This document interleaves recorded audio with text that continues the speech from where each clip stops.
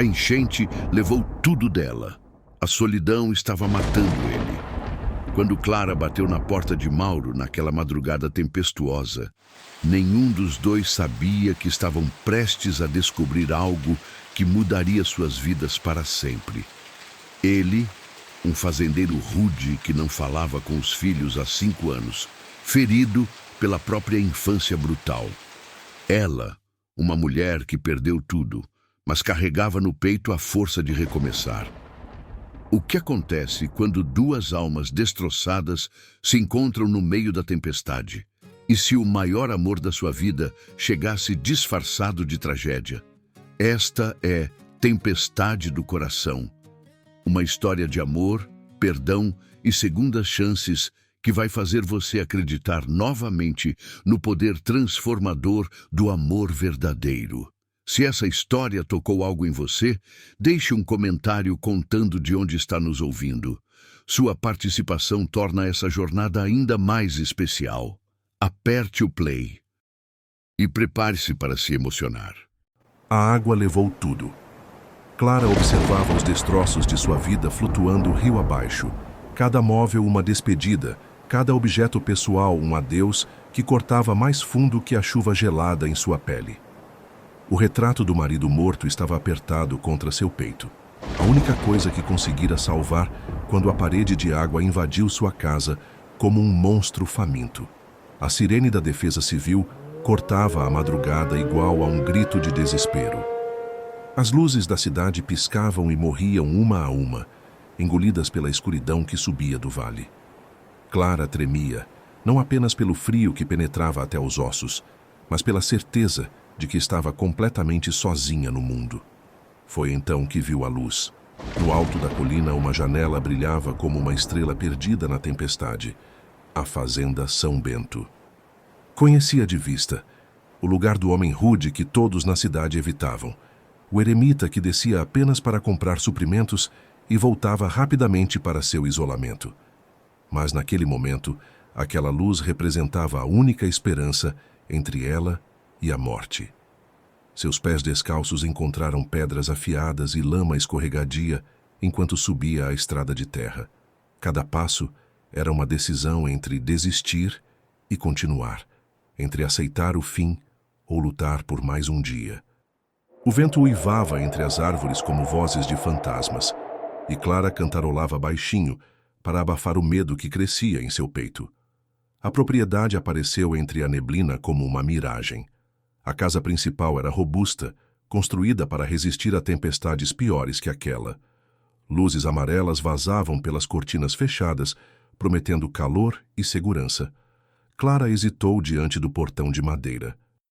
Conhecia as histórias sobre Mauro Santana, homem amargo, solitário, que expulsava qualquer um que ousasse pisar em suas terras. Mas a enchente havia roubado seu direito ao orgulho. Bateu na porta com os punhos gelados, 3 pancadas que ecoaram como súplicas na madrugada.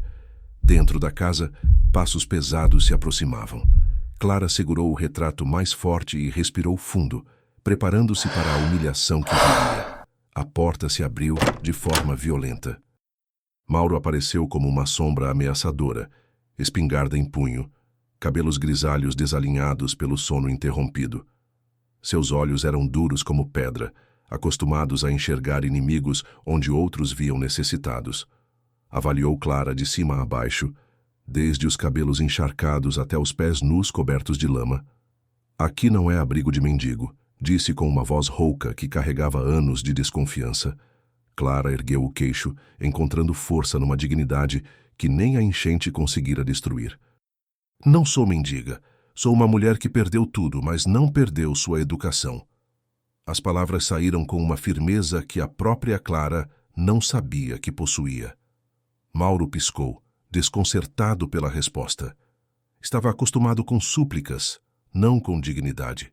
Seus olhos caíram sobre o retrato molhado que ela abraçava, e algo em sua expressão mudou imperceptivelmente, como uma rachadura microscópica numa rocha sólida. A enchente, murmurou, mais para si mesmo que para ela. Levou minha casa, meus móveis, minhas lembranças, tudo. Clara sentiu a voz embargada e engoliu as lágrimas. Só preciso de um lugar seco até amanhecer. Depois eu vou embora. Mauro estudou seu rosto por longos segundos. Via determinação misturada com vulnerabilidade, orgulho ferido, mas não quebrado. Era uma combinação que reconhecia, porque via no espelho todos os dias. Finalmente, baixou a espingarda. O celeiro. Só por esta noite. Não era generosidade, Clara percebeu. Era o mínimo de humanidade que ainda restava num homem claramente acostumado a negar até isso. Seguiu-o em silêncio através do quintal lamacento, notando como ele mancava ligeiramente da perna esquerda e como suas costas permaneciam tensas, preparadas para um ataque que nunca vinha. O celeiro cheirava a feno e solidão. Mauro apontou para uma pilha de palha no canto. Tem uma manta velha ali. Não é muito, mas vai ter que servir. Antes que ela pudesse agradecer, ele já estava saindo. Parou na porta e olhou para trás, como se fosse dizer algo importante, mas apenas resmungou. Tranque a porta por dentro. Nunca se sabe. Clara ficou sozinha na escuridão quase completa. Apenas um fio de luz lunar penetrando pelas frestas da madeira. Estendeu a manta sobre a palha e se deitou, ainda abraçada ao retrato. O cheiro de mofo e o som da chuva no telhado de zinco criavam uma sinfonia melancólica que ecoava sua própria tristeza. Foi então que chorou. Soluços profundos e silenciosos que vinham de um lugar tão fundo que ela nem sabia que existia. Chorou pelo marido que morrera cedo demais, pela casa que fora seu refúgio, pela vida que desmoronara como um castelo de cartas. Mas principalmente chorou pela sensação de estar completamente perdida num mundo que, de repente, não fazia mais sentido. Na casa principal, Mauro dava voltas pelo quarto como um animal enjaulado. Não conseguia parar de pensar na mulher do celeiro, na forma como ela mantivera a dignidade, mesmo encharcada e desesperada.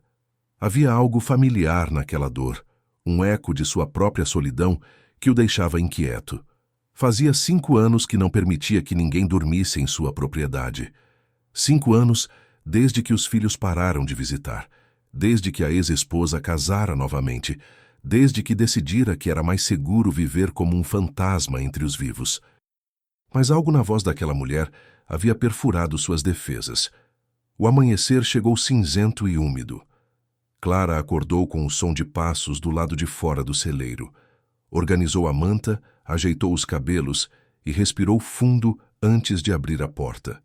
Mauro estava parado a alguns metros, segurando uma caneca de café como se fosse uma arma. Obrigada, disse simplesmente. Ele acenou com a cabeça, desconfortável com a gratidão.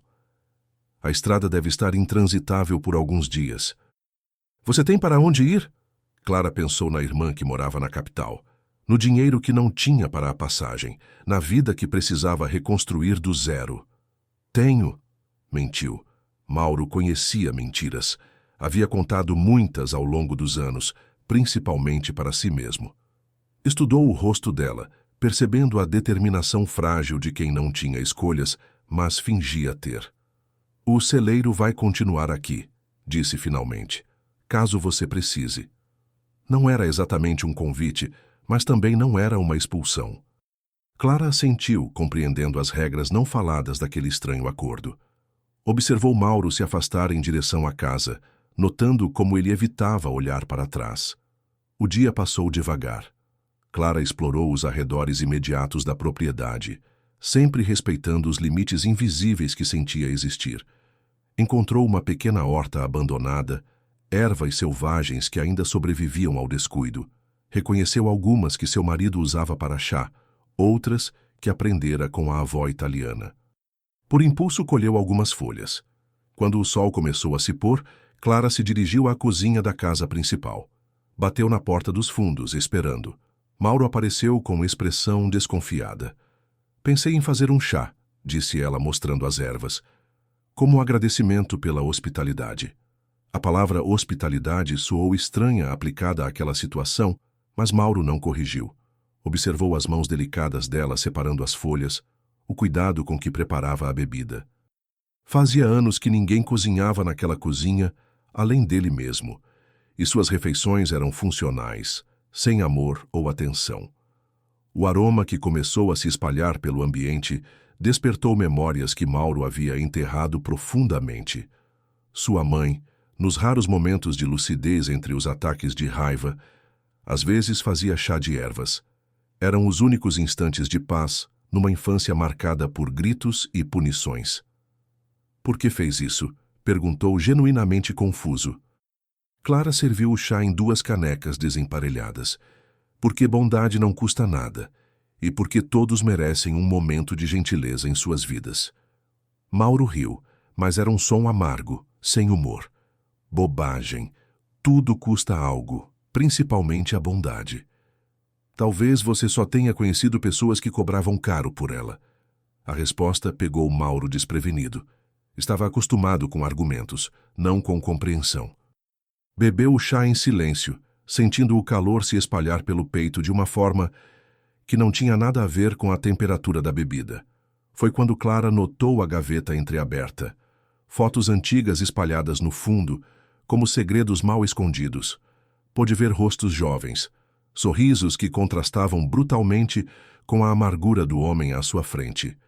Antes que pudesse se conter, seus olhos se fixaram numa imagem específica. Mauro mais jovem, abraçado a 2 crianças pequenas, numa praia ensolarada. Eram seus filhos? Perguntou suavemente. A mudança em Mauro foi instantânea e assustadora.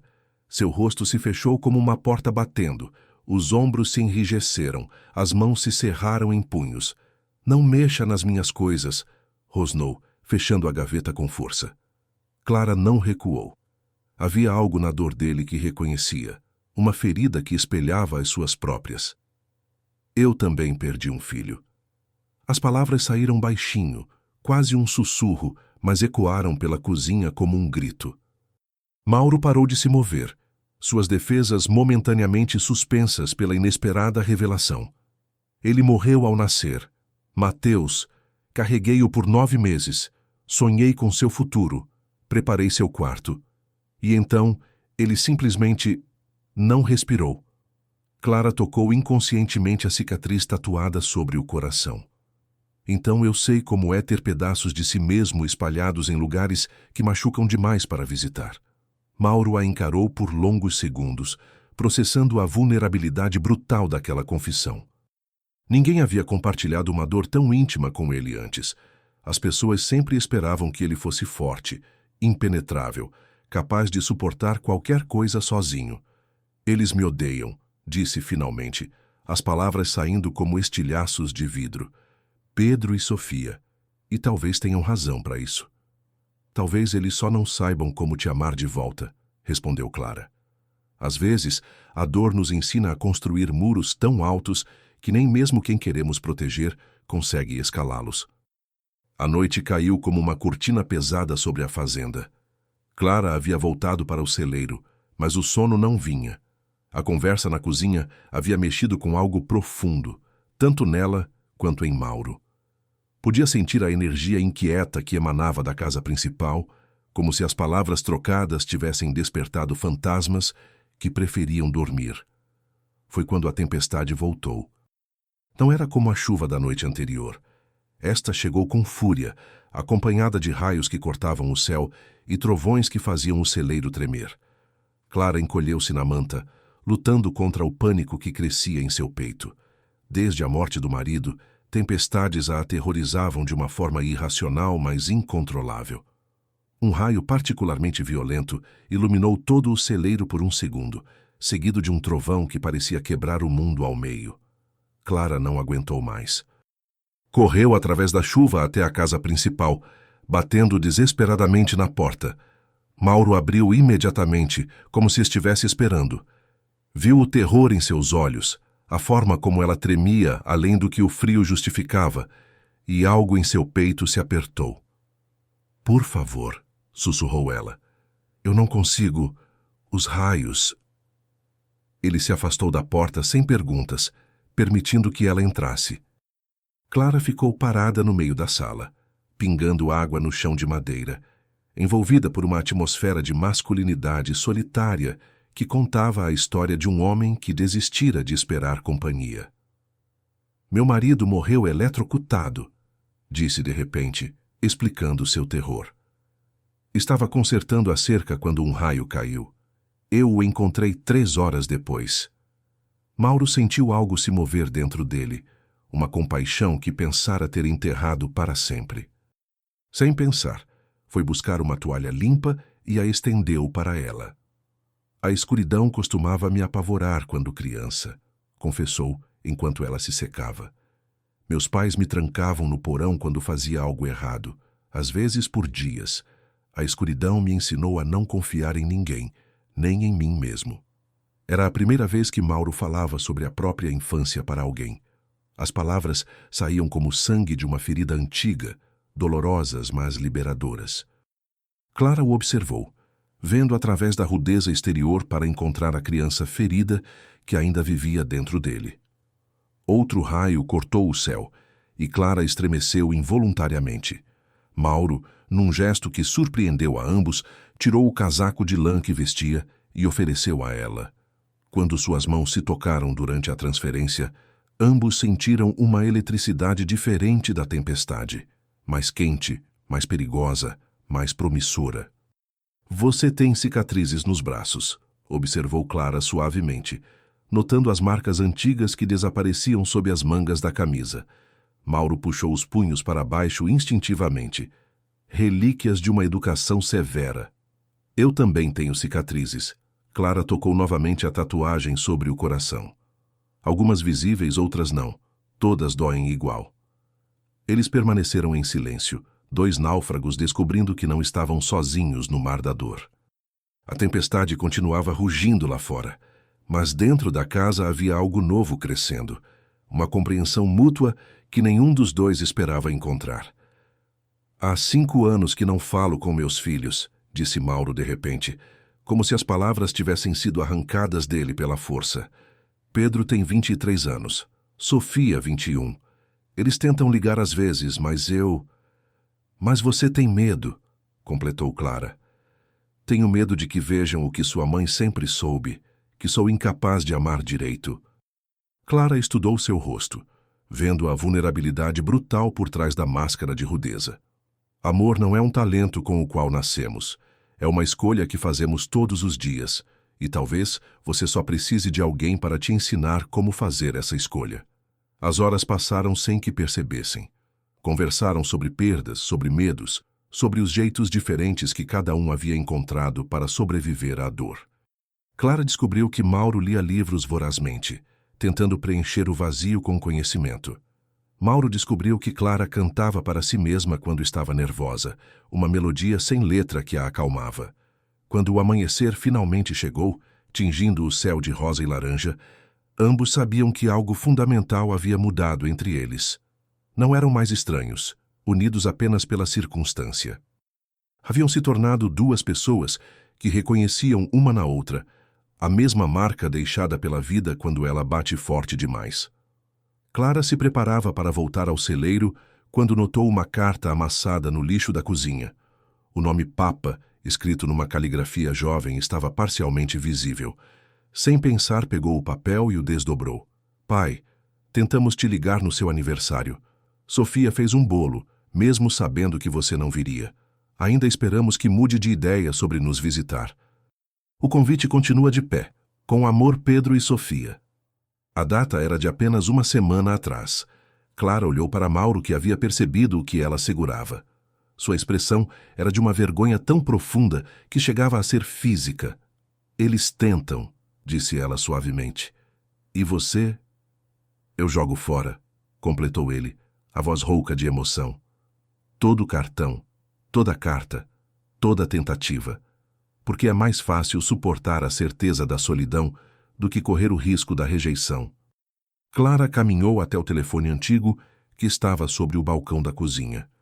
Seus dedos encontraram o número que estava escrito numa etiqueta desbotada colada no aparelho.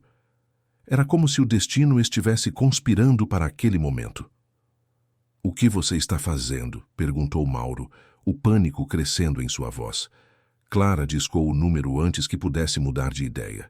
Do outro lado da linha, após alguns toques, uma voz jovem e feminina a atendeu. Alô, quem é?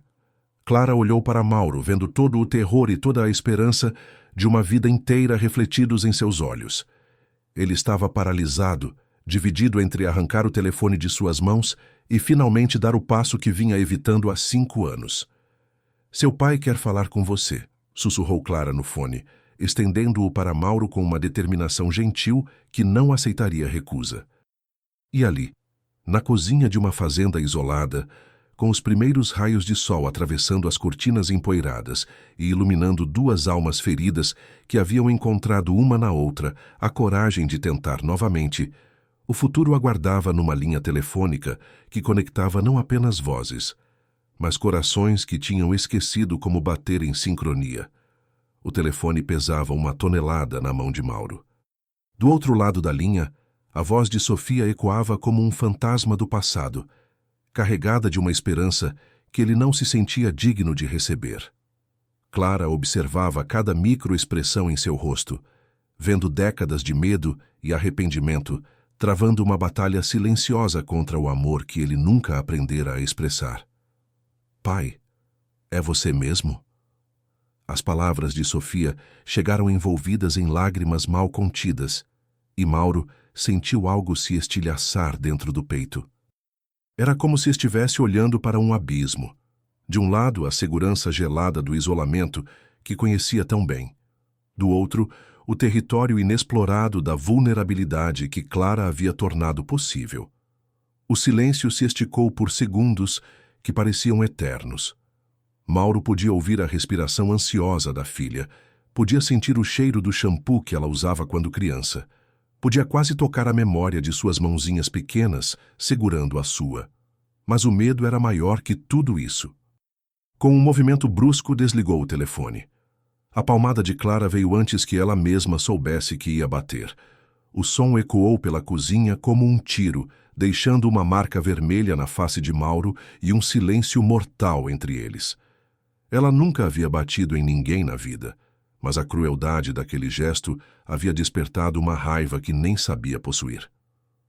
Como você ousa destruir 5 anos de esperança em 5 segundos? Sussurrou, a voz tremendo de indignação. Mauro tocou o rosto, menos pela dor física que pelo choque de ter alguém reagindo à sua covardia. Estava acostumado com resignação, com as pessoas simplesmente desistindo dele. A paixão de Clara, mesmo que expressa em raiva, era algo completamente novo. Você não entende, disse ele, a voz saindo mais rouca que o normal. Eu destruí 5 anos de proteção, para eles e para mim. Você destruiu 5 anos de amor, respondeu Clara, os olhos brilhando com lágrimas de frustração. E acabou de destruir mais 5 segundos dele. Ela se dirigiu para a porta, determinada a deixar aquela casa e aquele homem que escolhia a dor em vez da cura. Mas o telefone tocou novamente, cortando o ar como uma sirene de emergência. Ambos olharam para o aparelho como se fosse uma bomba prestes a explodir. Atenda, ordenou Clara. Não posso. Então eu atendo. Mauro se moveu mais rápido que ela, pegando o fone antes que Clara pudesse alcançá-lo. Do outro lado, Sofia chorava abertamente agora, uma mistura de alívio e desespero que atravessava a linha telefônica como uma lâmina. Pai, por favor, não desligue de novo. Preciso falar com você. A voz de sua filha havia mudado, amadurecido desde a última vez que conversaram. Mauro percebeu com um aperto no coração que havia perdido anos da vida dela, que a menina que lembrava havia se tornado uma mulher sem que ele estivesse presente para testemunhar a transformação. Sofia, conseguiu dizer o nome saindo como uma oração. Pensei que você tivesse morrido, confessou ela entre soluços. 5 anos sem notícias, sem retornar nossas ligações. Cheguei a dirigir até a fazenda 2 vezes, mas nunca tive coragem de bater na porta. Cada palavra era uma punhalada na consciência de Mauro. Imaginar Sofia na entrada de sua propriedade, reunindo coragem para enfrentar a rejeição que ele havia tornado sua marca registrada, era uma tortura que nem os piores pesadelos haviam preparado. Eu pensava que vocês me odiassem. Nós te amamos, seu idiota teimoso, disse Sofia rindo através das lágrimas. Sempre amamos. Foi por isso que doeu tanto quando você desapareceu da nossa vida. A simplicidade brutal daquela declaração deixou Mauro sem palavras. Clara observava, vendo um homem desmoronar e se reconstruir simultaneamente, assistindo ao nascimento doloroso de uma versão de si mesmo que ele havia enterrado há muito tempo. Sofia, Mauro lutava com palavras que nunca aprendera a dizer. Eu sinto muito. Pai, preciso te contar uma coisa. A voz de Sofia mudou, carregando-se de urgência. Pedro está no hospital, há 3 dias. Tentamos te ligar, mas... O mundo de Mauro parou de girar. Pedro, seu filho caçula, o menino que costumava segui-lo pela fazenda como uma sombra determinada, querendo aprender tudo sobre a terra e os animais. O garoto que havia crescido sem a presença do pai, que havia se tornado homem, enquanto Mauro brincava de morto-vivo. O que aconteceu? Perguntou a voz quase desaparecendo. Acidente de moto. Ele está inconsciente desde terça-feira. Os médicos dizem que... Sofia não conseguiu terminar a frase. Mauro sentiu o chão desaparecer sob seus pés. Todas as justificativas que havia construído para seu isolamento, todos os argumentos sobre proteção mútua e inevitabilidade da dor, evaporaram diante da possibilidade de perder Pedro para sempre, sem nunca ter tentado ser o pai que ele merecia. Que hospital? São Vicente, na capital. Pai, você vai vir? A pergunta carregava 5 anos de esperança reprimida. Mauro olhou para Clara, que havia se aproximado e tocava suavemente seu braço, oferecendo uma força silenciosa que ele não sabia que precisava. Vou, disse, surpreendendo a si mesmo com a firmeza da resposta. Vou estar aí em algumas horas. Quando desligou, o silêncio da cozinha era diferente. Não era mais carregado de tensão, mas de possibilidades assustadoras e necessárias. Clara o estudava com uma expressão que misturava orgulho e preocupação. O caminhão está quebrado há 2 semanas, murmurou Mauro, a realidade prática começando a se impor sobre a decisão emocional. Não tenho como chegar lá. Clara caminhava pela cozinha, pensando rapidamente. E o trator? 200 quilômetros numa estrada de chão? Vai demorar mais de 4 horas. Então temos 4 horas para você se preparar para ver seus filhos. A palavra temos não passou despercebida por Mauro. Clara havia se incluído naquela jornada sem pedir permissão, assumindo um papel que ninguém ocupava em sua vida há anos, o de parceira, de apoio incondicional. Você não precisa ir, disse ele, mas sem convicção. Preciso sim, porque você vai precisar de alguém para te lembrar de que merece perdão quando começar a se sabotear pelo caminho. A viagem começou sob um céu que não conseguia decidir entre sol e chuva, como se refletisse o estado emocional dos 2 passageiros do trator azul que descia lentamente pela estrada de terra.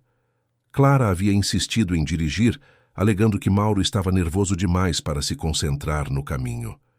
Os primeiros quilômetros passaram em silêncio. O ronco do motor criava uma trilha sonora hipnótica que permitia que ambos se perdessem em seus próprios pensamentos. Clara observava a paisagem rural, imaginando como seria viver naquele lugar, longe da correria urbana, conectada à terra de uma forma que havia perdido há muito tempo. Mauro observava Clara dirigir. Havia uma determinação tranquila em seus movimentos, uma competência que contrastava com a fragilidade que ela demonstrara na noite anterior.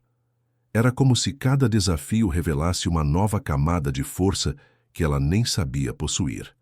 Conte-me sobre eles, disse Clara quando cruzaram a primeira cidade. Mauro hesitou. Falar sobre Pedro e Sofia significava revisitar memórias que havia selado cuidadosamente, reconhecer a profundidade do que havia perdido por sua própria covardia. Pedro sempre quis ser fazendeiro, começou lentamente. Desde pequeno, seguia-me pelos campos fazendo 1000 perguntas sobre cada planta, cada animal. Tinha uma conexão natural com a terra que nem eu possuo. A voz de Mauro foi se aquecendo conforme as lembranças fluíam. Sofia era diferente. Sonhadora, sempre com um livro na mão. Queria ser escritora e dizia que ia escrever histórias sobre nossa fazenda. transformar nossa vida comum em algo mágico. E você? Como era como pai? A pergunta chegou como um soco no estômago. Mauro sentiu o peso de sua inadequação, esmagando qualquer nostalgia positiva que as lembranças pudessem ter trazido. Terrível, respondeu com honestidade brutal. Meus pais me ensinaram que demonstrar amor era sinal de fraqueza. Que homens não choram, não abraçam, não dizem palavras doces. Então eu mantinha distância. Pensava que estava protegendo eles de mim. Clara processou essas informações enquanto navegava por uma curva particularmente fechada. E sua ex-esposa? Bruna tentou me ensinar a ser diferente por 10 anos, mas eu era uma pedra tentando aprender a ser água. Ela desistiu quando percebeu que eu nunca ia mudar. Mauro fez uma pausa. Talvez ela tivesse razão. Ou talvez você só não tivesse encontrado o professor certo. As palavras de Clara carregavam uma promessa que Mauro não tinha certeza de merecer. Ele a observou de perfil, notando a determinação gentil que havia transformado sua própria vida em apenas 2 dias. Foi quando o trator começou a fazer ruídos estranhos. O motor tossiu 1 vez, 2 vezes, e depois morreu completamente. Clara conseguiu encostar na lateral da estrada pouco antes da máquina parar totalmente. Eles estavam no meio do nada, com nuvens escuras se acumulando no horizonte. Superaquecimento, diagnosticou Mauro depois de examinar o motor. Vai precisar esfriar por pelo menos 1 hora. Clara olhou para o céu ameaçador. Não temos 1 hora. Pedro precisa de você agora. A frustração de Mauro era palpável. Parecia que o universo estava conspirando para mantê-lo longe dos filhos, confirmando sua crença de que algumas coisas simplesmente não estavam destinadas a dar certo. Talvez seja um sinal, murmurou. Talvez eu não devesse ir mesmo. Clara se virou para encará-lo com uma intensidade que o pegou desprevenido. Ou talvez seja um teste para ver o quanto você realmente quer isso, quanto você está disposto a lutar pelos seus filhos. A chuva começou devagar, gotas grandes e esparsas que logo se transformaram numa cortina densa. Eles se abrigaram numa cabine telefônica abandonada na beira da estrada, seus corpos pressionados um contra o outro no espaço apertado. A proximidade forçada criou uma intimidade diferente de tudo que haviam experimentado até então. Clara podia sentir o calor do corpo de Mauro, o cheiro de terra e trabalho honesto que emanava dele. Mauro estava hipnotizado pelo perfume sutil dela, uma mistura de flores silvestres e determinação feminina. Você nunca disse "eu te amo" para ninguém, não foi? Perguntou Clara suavemente. A pergunta pegou Mauro despreparado. Ele pensou nas palavras que havia guardado durante toda a vida, como se fossem diamantes raros demais para serem desperdiçados com declarações vazias. Meus pais nunca disseram para mim. Como eu saberia quando é apropriado dizer para outra pessoa? Não são as palavras que importam, respondeu Clara, tocando levemente o peito dele, bem sobre o coração. São as ações por trás delas. Você está nesta estrada, debaixo de chuva, num trator quebrado, tentando chegar aos seus filhos. Isso é amor, mesmo que você nunca tenha conseguido falar sobre ele. Mauro olhou para baixo, para a mão pequena dela pressionada contra seu peito, e sentiu algo se movendo ali dentro. Não era apenas atração física, embora isso também estivesse presente. Era o reconhecimento de que Clara havia se tornado essencial para sua capacidade de sentir, de esperar, de tentar. Foi quando ela começou a tremer. Não era apenas o frio da chuva. Clara estava com febre. Seus olhos brilhavam de uma forma não natural, e seu rosto havia adquirido uma palidez preocupante. Mauro percebeu que ela havia escondido os sintomas durante toda a manhã, determinada a não atrapalhar a jornada dele. Clara, você está doente. Estou bem, mentiu ela, mesmo enquanto se apoiava nele para não cair. Mauro a segurou pelos ombros, estudando seu rosto com uma atenção que revelava o quanto ela havia se tornado importante para ele. Pela primeira vez na vida, tinha alguém para cuidar, alguém que precisava dele tanto quanto ele precisava dela. Você se expôs demais na enchente, disse ele, a preocupação tingindo sua voz de uma ternura que não sabia possuir. Deve ter contraído alguma infecção. Clara tentou protestar, mas uma onda de tontura a fez se agarrar ao braço de Mauro. Ele a segurou com uma delicadeza que contrastava com suas mãos calejadas, como se ela fosse feita de cristal. Preciso chegar ao hospital, sussurrou ela. Pedro precisa do pai dele. E eu preciso de você bem, respondeu Mauro, surpreendendo ambos com a honestidade da declaração. O som de um carro se aproximando os fez olhar para a estrada. Uma caminhonete vermelha parou ao lado da cabine telefônica e do lado do motorista desceu um homem que Mauro reconheceu imediatamente, mesmo depois de tantos anos. Paulo, seu ex-cunhado. O reencontro foi tenso desde o primeiro segundo. Paulo observou Mauro com uma mistura de surpresa e desdém mal disfarçado, seus olhos se movendo entre ele e Clara com uma curiosidade não totalmente gentil. Mauro Santana, disse Paulo, o nome soando como uma acusação. Ainda fugindo dos problemas. Paulo. Mauro manteve a voz neutra, mas Clara podia sentir a tensão irradiando dele. Não estou fugindo, estou indo para meus filhos. 5 anos tarde, replicou Paulo, mas seu tom suavizou ligeiramente quando notou o estado de Clara. Sua amiga não está bem. Mauro ajudou Clara a entrar na caminhonete, ignorando os olhares especulativos de Paulo.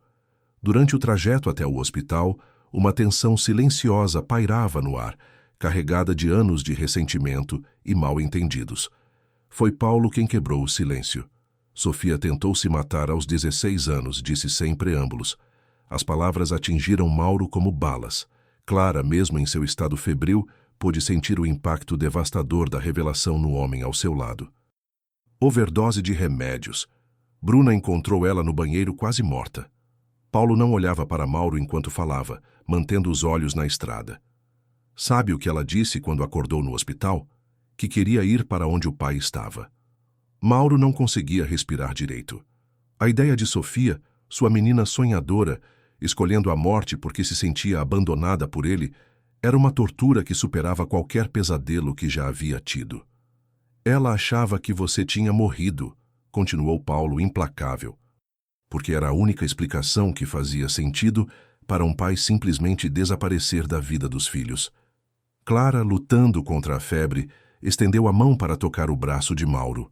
Mesmo doente, seu instinto era consolá-lo, oferecer a força que ele precisava para processar essa revelação devastadora. Ele não está fugindo, disse ela para Paulo, a voz fraca, mas determinada. Está indo para casa. Paulo olhou pelo retrovisor, estudando o rosto de Clara. Havia algo nela que o fez reconsiderar seu julgamento sobre Mauro.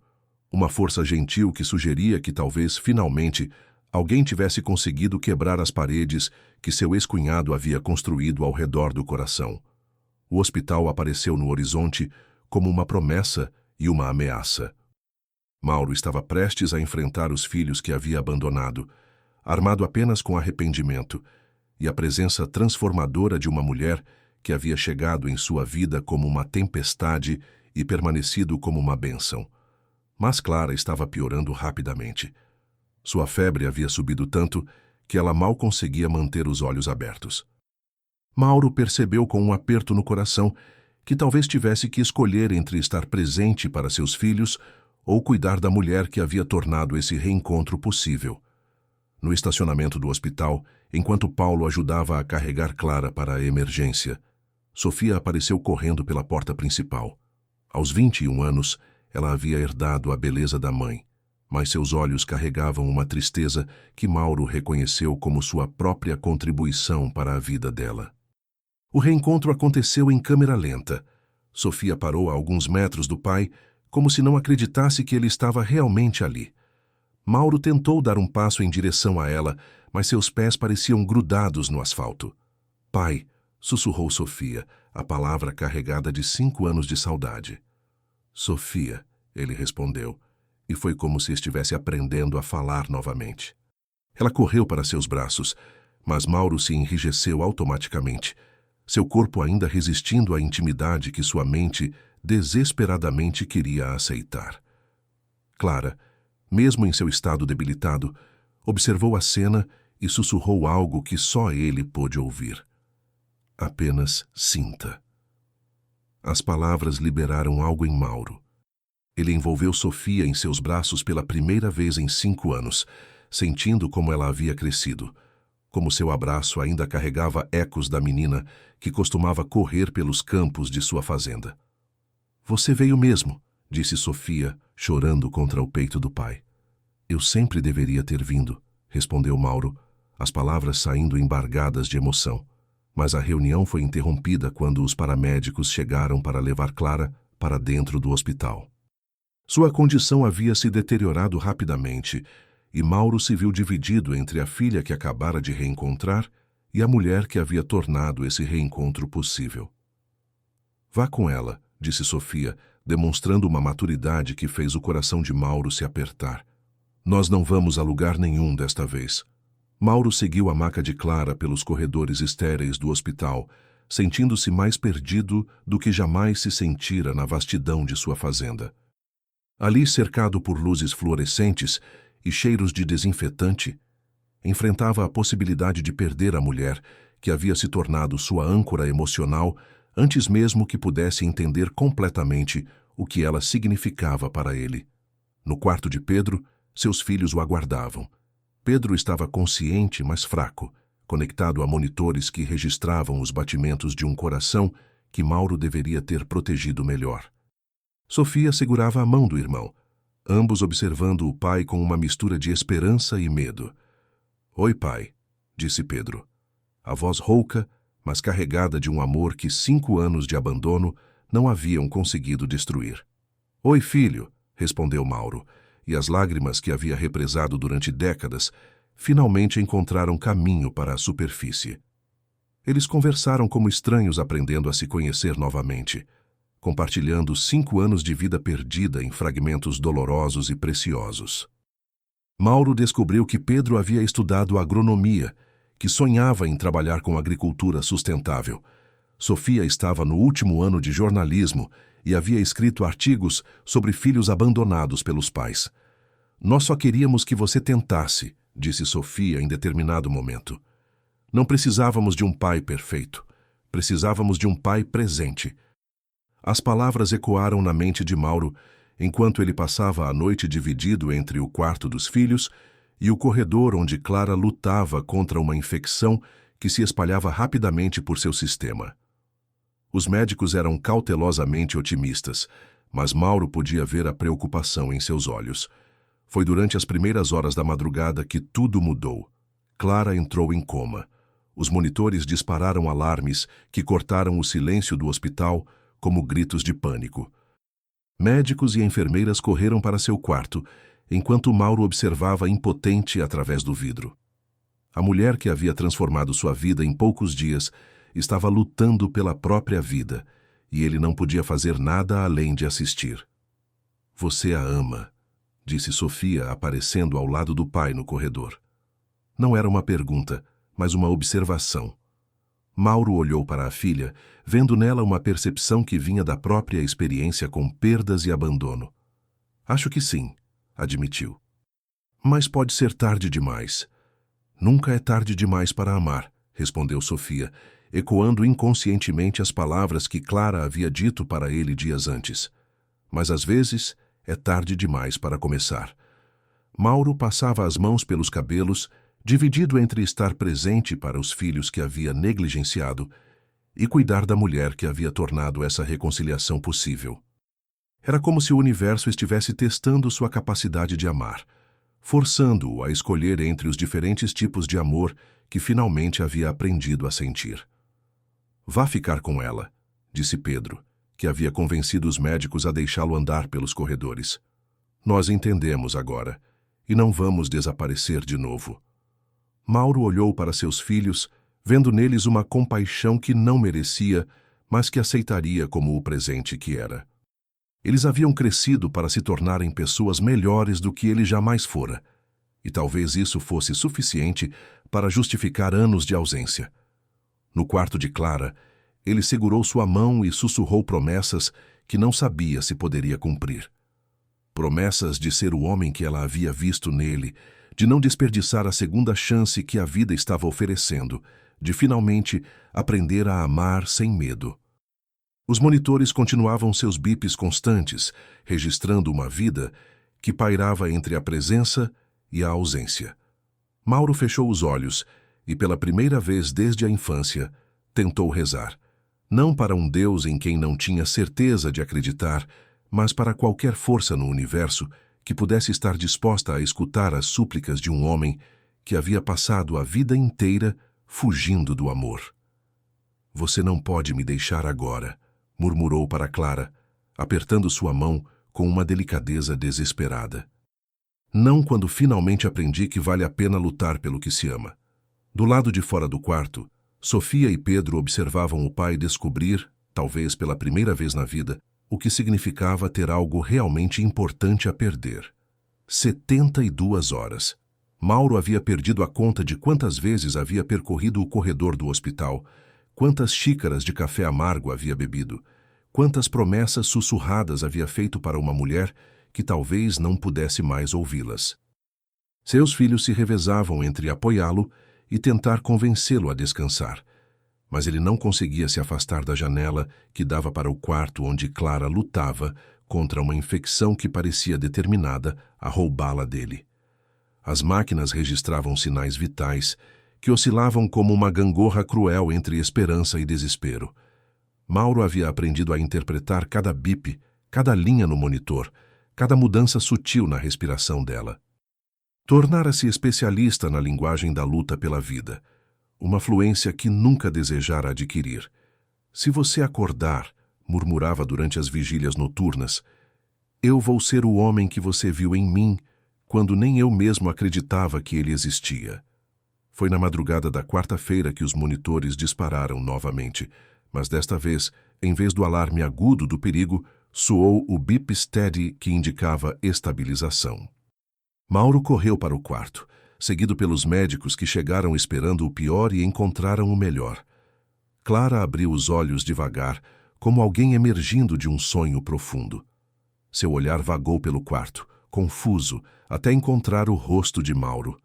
Por um momento terrível, ele temeu que ela não o reconhecesse. "Mateus?", sussurrou, e o nome do marido morto cortou o coração de Mauro como uma lâmina. "Não", respondeu ele, engolindo a dor da comparação. "Sou eu, Mauro, sua tempestade." A ironia gentil das palavras trouxe Clara de volta ao presente. Ela piscou várias vezes, a realidade se reorganizando em sua mente como peças de um quebra-cabeça que finalmente encontravam seus lugares. "Você ficou", disse, e não era uma pergunta, mas uma constatação carregada de surpresa. "Aprendi que abandono não é proteção", respondeu Mauro, tocando suavemente o rosto dela. "Aprendi com uma professora muito teimosa." O sorriso fraco de Clara iluminou o quarto de uma forma que as luzes fluorescentes jamais conseguiriam. Mauro sentiu algo se expandir em seu peito, uma sensação de completude que não sabia que era possível experimentar.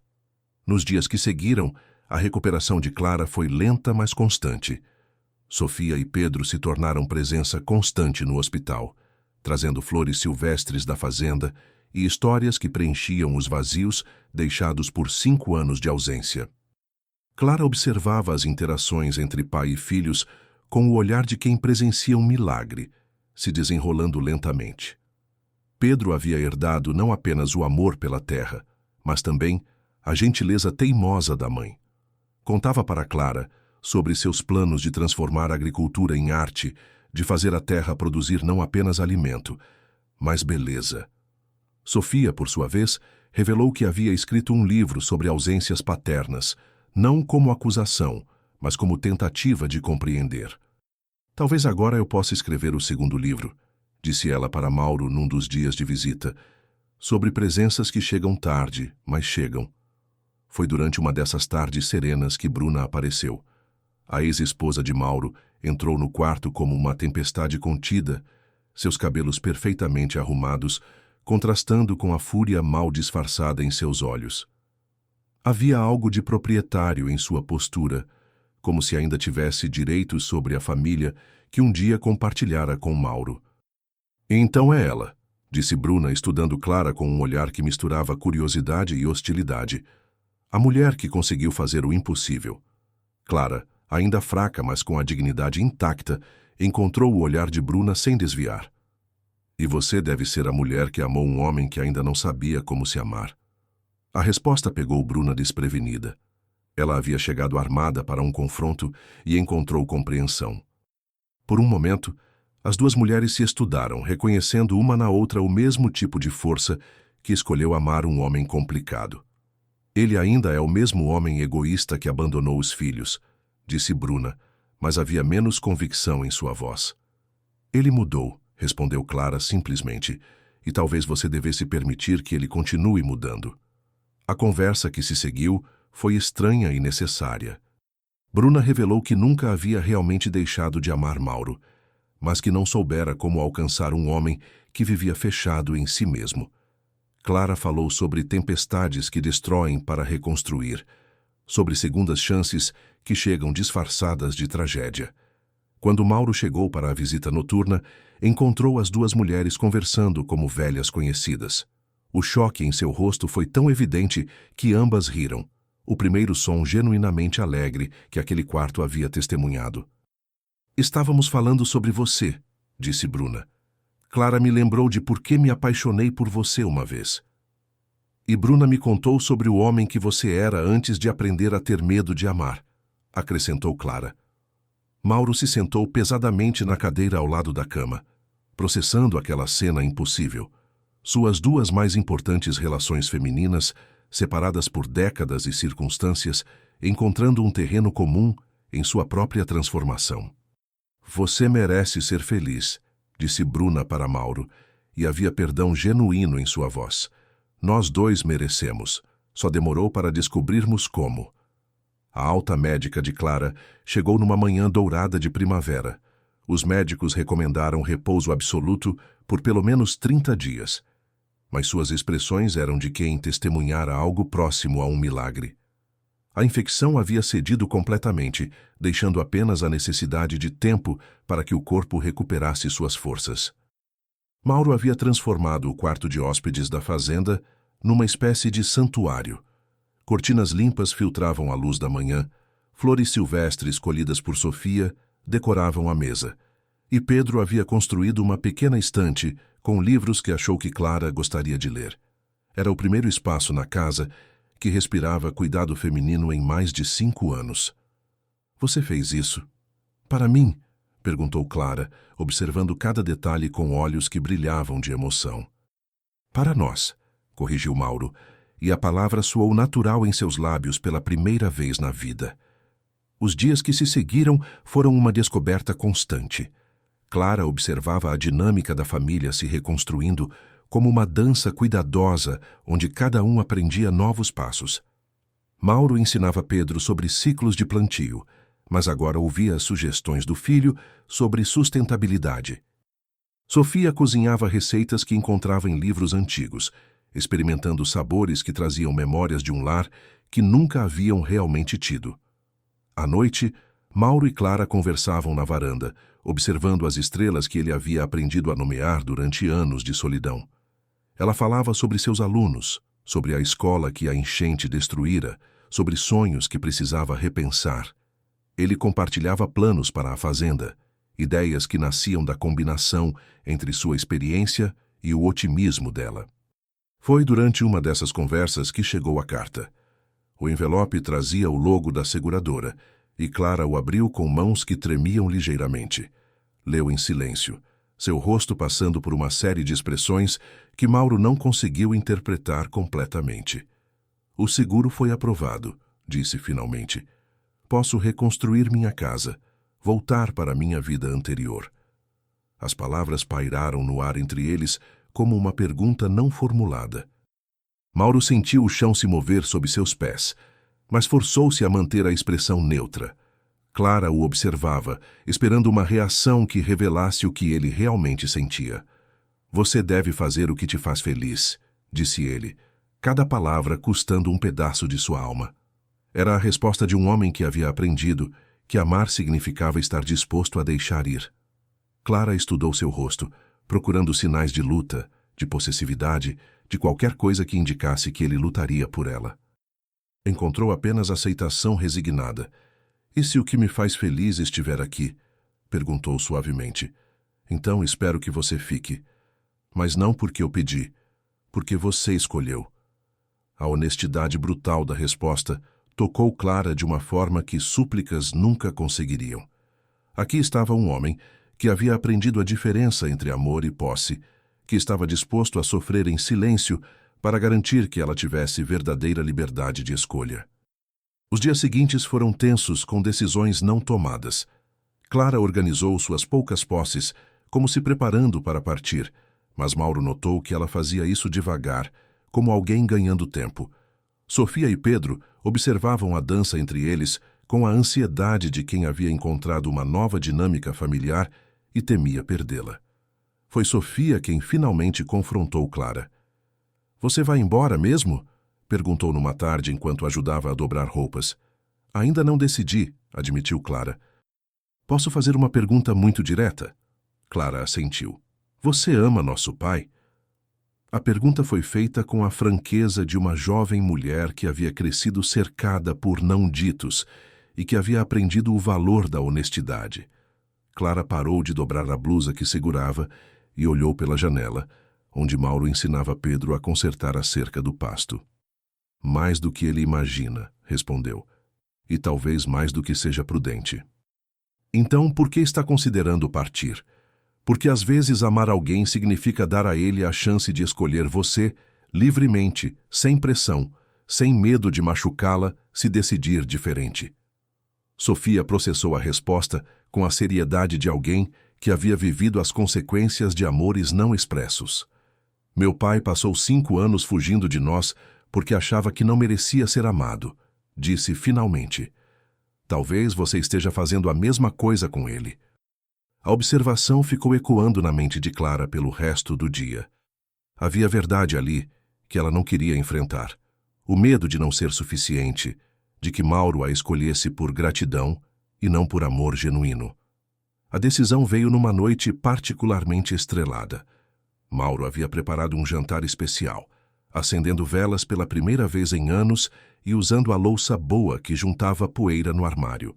Era um gesto tão fora de seu caráter habitual que Clara se sentiu tocada até os ossos.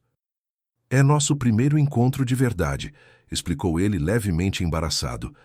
"Pensei que merecíamos pelo menos um antes de... bem, antes de qualquer coisa." A refeição transcorreu em silêncio pontuado por conversas que dançavam ao redor do que realmente importava. Falaram sobre livros, sobre as mudanças que viam na fazenda, sobre como Pedro e Sofia haviam se adaptado à nova dinâmica. Mas por baixo de tudo isso, corria uma corrente subterrânea de tensão e desejo não resolvido. "Clara", disse Mauro quando terminaram de comer, sua voz carregada de uma vulnerabilidade que ela havia aprendido a reconhecer. "Preciso te dizer uma coisa antes que você tome sua decisão." Ela esperou, o coração acelerando. "Você me ensinou que corações quebrados podem ser colados com amor, que recomeços existem mesmo quando achamos que já é tarde demais." Ele fez uma pausa, lutando com palavras que nunca havia precisado encontrar antes. "Você me ensinou a diferença entre existir e viver." "E você me ensinou que lar não é um lugar", respondeu Clara, sentindo lágrimas formarem em seus olhos. "É uma pessoa. É uma família que escolhemos construir." Foi então que aconteceu o primeiro beijo, tentativo no início, como se ambos estivessem pisando em terreno sagrado. Depois mais profundo, carregado de meses de tensão e descoberta mútua. Quando se separaram, ambos sabiam que algo fundamental havia mudado entre eles. "Não vá embora", sussurrou Mauro contra os lábios dela. "Não vou", respondeu Clara. "Não se você realmente me quiser aqui. Eu te quero tanto que dói." Acordaram na manhã seguinte com a sensação de que o mundo havia se reorganizado durante a noite.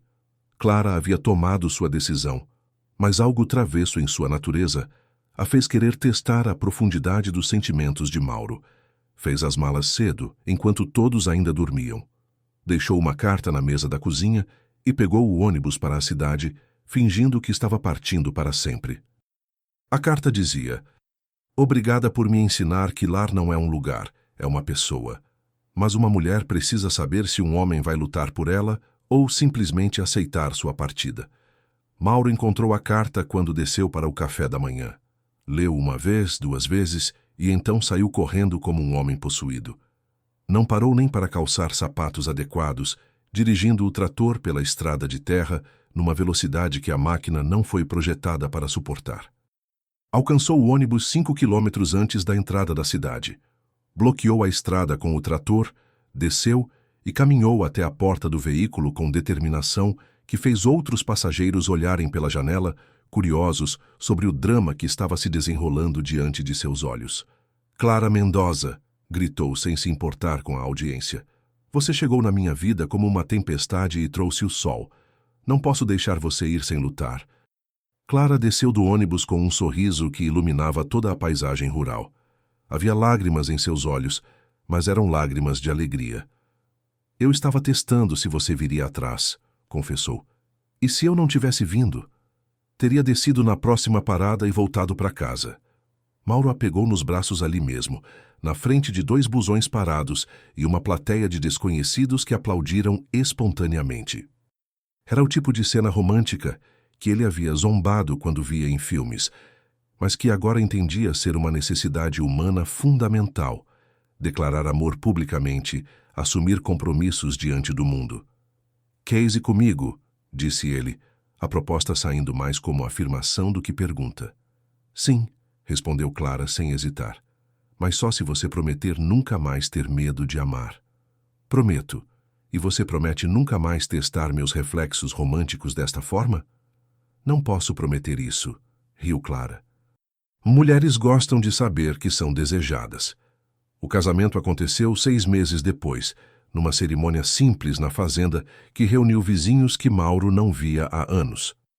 Sofia foi a madrinha, Pedro o padrinho, e Bruna apareceu acompanhada de seu novo marido, um homem gentil que soube reconhecer a importância daquela reconciliação. A chuva começou durante a troca de votos, mas ninguém se moveu. Clara havia insistido que tempestades eram bênçãos disfarçadas, e todos ali haviam aprendido a confiar em sua sabedoria. "Você me ensinou que depois de toda tempestade vem a calmaria", disse Mauro durante sua promessa. "Não", corrigiu Clara, sorrindo através da chuva que escorria por seu vestido simples.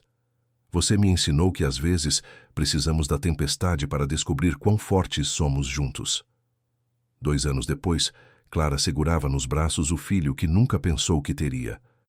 Mateus havia nascido numa manhã de primavera, saudável e barulhento, trazendo para a fazenda um tipo de alegria que fazia os anos de solidão parecerem apenas um longo inverno antes da verdadeira vida começar.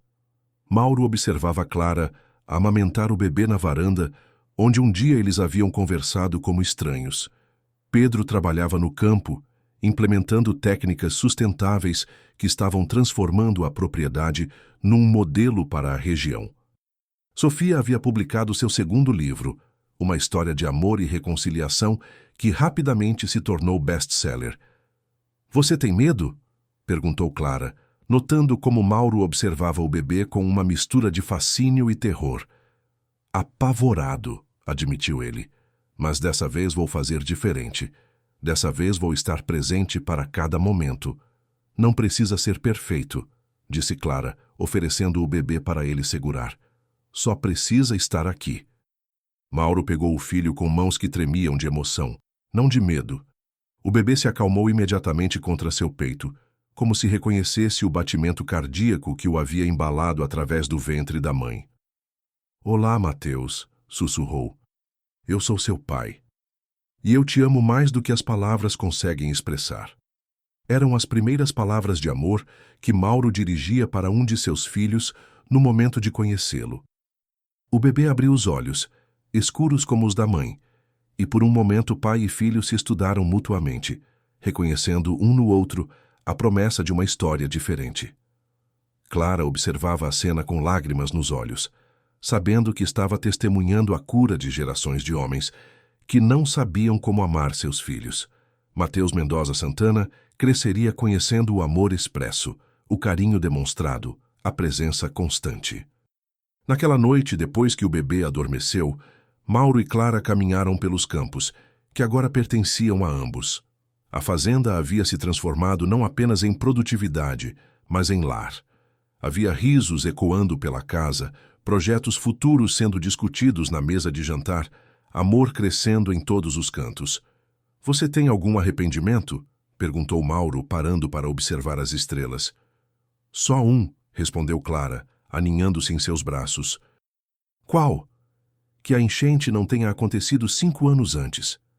Mauro riu, um som que havia se tornado comum naquela casa. "Se tivesse acontecido 5 anos antes, eu não estaria pronto para você. Precisava daqueles anos de solidão para entender o valor da companhia. E eu precisava perder tudo para descobrir o que realmente importa", acrescentou Clara. Eles permaneceram ali em silêncio, 2 sobreviventes de suas próprias tempestades, que haviam encontrado um no outro a calmaria que pensavam impossível. A fazenda ao redor deles respirava paz, uma paz conquistada através de lágrimas, perdão e a coragem de tentar novamente. Anos mais tarde, quando Mateus fosse velho o suficiente para entender, eles contariam para ele a história de como se conheceram. Falariam sobre enchentes que destroem para reconstruir, sobre amores que chegam disfarçados de tragédia, sobre segundas chances que exigem coragem para serem abraçadas. Mas, por enquanto, bastava saber que ali, naquela fazenda onde um homem havia aprendido a amar e uma mulher havia encontrado seu lar, eles estavam construindo algo maior que eles próprios. Uma família baseada não na ausência de tempestades, mas na certeza de que podiam enfrentar qualquer uma delas de mãos dadas. A lua cheia iluminava os campos onde Pedro plantara flores entre as culturas tradicionais. Uma ideia que Clara havia sugerido e que transformara a fazenda num mar de cores durante a primavera. Sofia escrevia em sua máquina de escrever antiga, documentando a vida rural de uma forma que misturava poesia e jornalismo. Mateus dormia em seu berço, sonhando talvez com o futuro que seus pais estavam construindo para ele. E Mauro e Clara caminhavam de volta para casa, sabendo que haviam encontrado algo que nem todos têm a sorte de descobrir: que o amor verdadeiro não é a ausência de tempestades, mas a presença de alguém que escolhe enfrentá-las ao seu lado, transformando cada raio em luz, cada trovão em música, cada chuva em bênção. A tempestade havia passado. O que restara era mais bonito do que qualquer calmaria.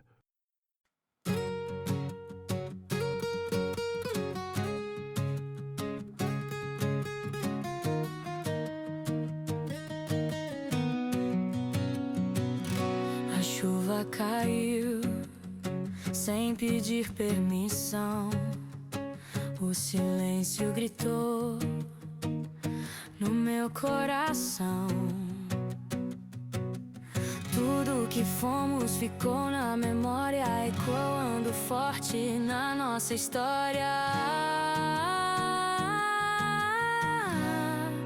Mas ainda te sinto aqui, mesmo longe de mim. Nosso amor não se apagou, só se escondeu onde o tempo guardou.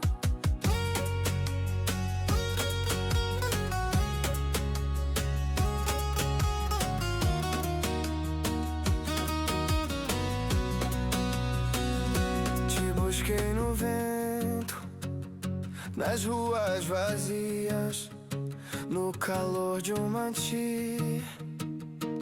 fotografia. O mundo mudou, mas dentro de mim o amor ficou firme até o fim. Mas ainda te sinto aqui, mesmo longe de mim. Nosso amor não se apagou, só se escondeu onde o tempo guardou. Se um dia voltar, vou estar te esperando, com os pés no chão, mas o coração voando. que é de verdade nunca termina, só adormece até que o amor ilumina. Ainda te sinto aqui, mesmo longe de mim. Nosso amor não se apagou, só se escondeu onde o tempo guardou. E se a vida permitir mais nós dois, prometo amar melhor do que antes foi.